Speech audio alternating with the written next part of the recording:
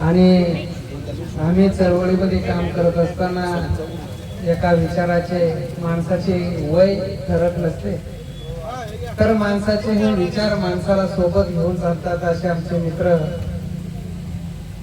दीपकराव बोराडे साहेब, मी सरपंचाची निवडणूक जिंकलो त्याच बरोबर त्यांनी माझं कौतुक करण्यासाठी आपल्या गावामध्ये येऊन माझा सत्कार केला. आणि त्यानंतर जे कार्यकर्ते चळवळीमध्ये काम करतात त्यांना या ठिकाणी कोणाच्या बापाचाही हिंमत होत नाही हरवण्यासाठी. आणि म्हणून या ठिकाणी आपल्या या भोकरदन जाफराबाद तालुक्यामध्ये अवैधरित्या त्या ठिकाणी दारू विक्री सुरुवात झाली आहे. आणि त्या ठिकाणी पत्ते, आकडा, जुगार, आटे अशी खूप मोठ्या प्रमाणात या ठिकाणी भोकरदन जाफराबाद मध्ये झाली आहे. आणि हे बंद व्हावं. आणि दारू असेल, आकडा असेल, पत्ता असेल, हे कुणाच्या आशीर्वादाने चालतं, याचा आका कोण आहे, ह्या आकाला धुणं महत्वाचं आहे. आणि मला त्या ठिकाणी असं वाटतं, भोकरदन जाफराबाद तालुक्याच्या सर्व ग्रामपंचायतचे सरपंच असेल तर या सरपंचासोबत एक शासनाचा अधिकारी असतो, तो म्हणजे ग्रामसेवक. आणि या ग्रामसेवक सरपंचाला विचारल्याशिवाय कुठल्याही पद्धतीचं काम करत नाही. खरंय का खोटं?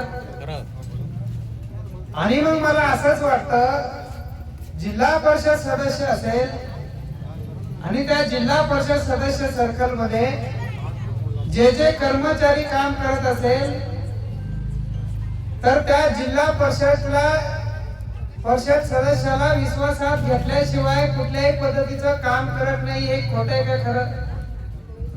खरं आहे का नाही? आणि मग आपल्या तालुक्याचा जो माणूस नेतृत्व करतो, ज्या माणसाच्या अंडर खाली या ठिकाणची सर्व, मग पोलीस डिपार्टमेंट असेल, वाळूचे धंदे करणारे असेल, तहसीलदार असेल, इथले सर्व खात्याचे कर्मचारी असेल, यांच्या पाठीमागे आशीर्वाद कुणाचा आहे? आणि म्हणून हा आका या ठिकाणी आहे. या तालुक्याचं बर्बादी झालेली आहे. आणि मला अपेक्षा होती, ज्या पार्टीचं मी काम करतो त्या पार्टीचा आमदार एक नुसतं छोट नुसतं त्याची पोस्ट टाकणाऱ्या पोराला वाढदिवसाच्या शुभेच्छा देतो. आणि या ठिकाणी त्याचा सरपंच गेल्या 4 दिवसापासून अन्न पाण्याचा या ठिकाणी बसलेला आहे. तरी इथल्या त्या माझ्या आमदाराला माझी काळजी नाही, एक फोन नाही. तर या ठिकाणी मी त्या पक्षाचा आणि त्या आमदाराचा आज माझ्यावरती जो डाग लागलेला आहे, या ठिकाणावर मी त्या भारतीय जनता पार्टीच्या ढोंगावर लाथा मारून मी या ठिकाणी पक्ष मुक्त होतोय.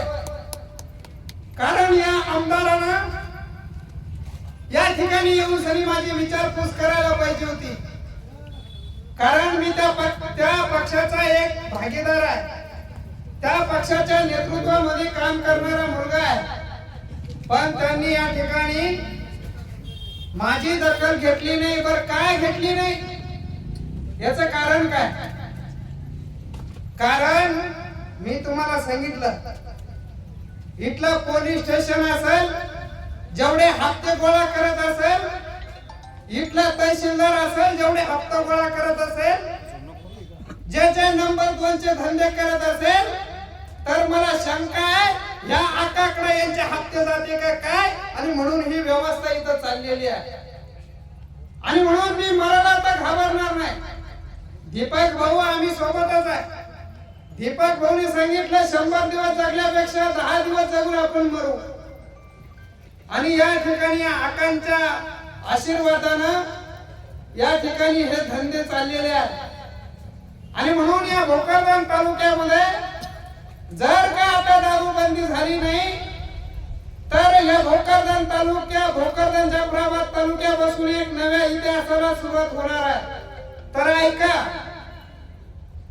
जर का दारूबंदी माझ्या मागण्याला या ठिकाणी पूर्णत्वाकडे नेला नाही, मग तो राजकीय नेता असेल, पोलीस स्टेशनचा कुठलाही कर्मचारी असेल, इथला पदाधिकारी तहसीलदार असेल, मग या राज्य उत्पादक शुल्काचा अधिकारी असेल, जर कधी धंदे बंद झाले नाही तर तुम्ही गावात आल्यानंतर तुम्हाला एक खेटरा लावल्याशिवाय आम्ही राहणार नाही, हे लक्षात ठेवा.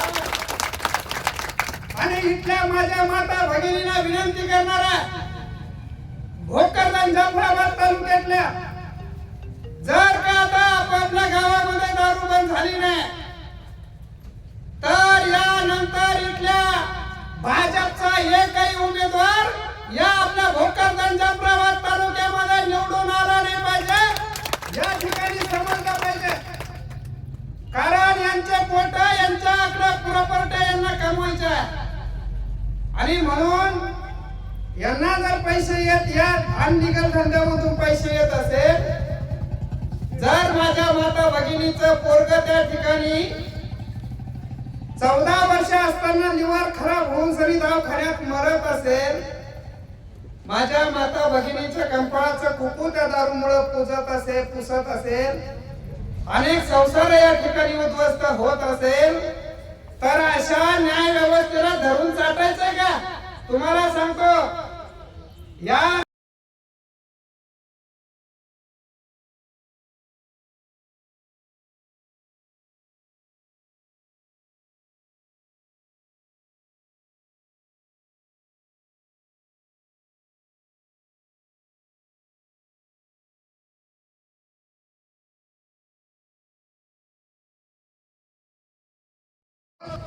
पोलीस डिपार्टमेंटचं आम्हाला तीनदा सांगणं येतं की ही दारूबंदीचं आमच्या हातात नसतं. माझ्याकडे सबुतानं सांगतो, अनेक गावामध्ये या पोलिसांनी धाड पाडलेली आहे, अनेक जणांकडून त्या ठिकाणी हप्ते वसूल चालली आहे. आणि मग तुमच्या अंडर खाली हे काम येत नाही, मग तुम्हाला त्या ठिकाणी धाड पाडण्याचा अधिकार आहे का? कशाला येतं गावखेड्यामध्ये? आणि म्हणून या ठिकाणाहून मी सांगणार आहे, हे तुमचंही सुद्धा काम आहे. जर का एखादा लायसन धारक कायद्याचा नियम मोडत असेल तर तो गुन्हेगार आहे. आम्ही गावखेड्यामध्ये पकडलेली दारू जर पोलीस डिपार्टमेंटला दिली तर पोलीस डिपार्टमेंटनं त्या लायसन धारकाच्या चौकशी केली पाहिजे, त्याच्यावर गुन्हा नोंद केला पाहिजे, कारण तो दोषी आहे. आणि त्या ठिकाणी आता तुम्हाला सांगतो, इथं पक्ष बाजूला ठेवा, इथं समाजाचं काम आहे. आणि असं जर चाली राहिलं बांधवांनो, नुसते पैशावाले पैसे कमवत आहे आणि इथं गरीबाचे लेकराला एका याचं खायला काही नाहीये. आपली आई रोज मजुरी करून 300 रुपये कमवण्यासाठी दुसऱ्याच्या शेतामध्ये रोज मजुरी करते.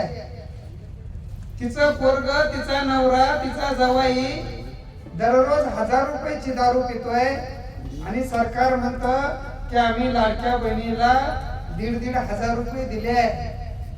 कशाला दिले 1,500 रुपये? अरे तुमचे 1,500 देऊ नका, 1,500 रुपये देऊन तुम्ही आमच्या लाडक्या बहिणीचे माथे त्या ठिकाणी भडकवले आणि त्या ठिकाणी मतदान पेटीमध्ये पाडून घेतलं आणि तर चोट्याचं सरकार आलं. आणि म्हणून हे काळे धंदे इथं सुरू झाले.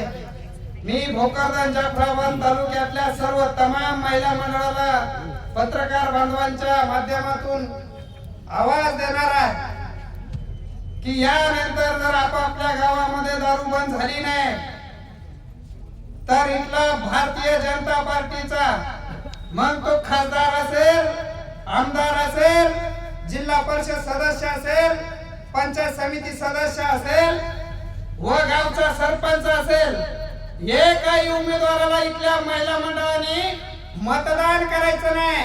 तुमच्या नवऱ्याला दारू पाजून या लोकांनी मतदान घेतलं आणि पार्टीला चिटकवलेलं आहे. म्हणून या भोकरदन जाफराबाद तालुक्यातल्या सर्व तमाम महिला मंडळाला मी विनंती करणार आहे, कारण आता आपल्याला यांची चाटुगिरी करणं बंद करायची आहे.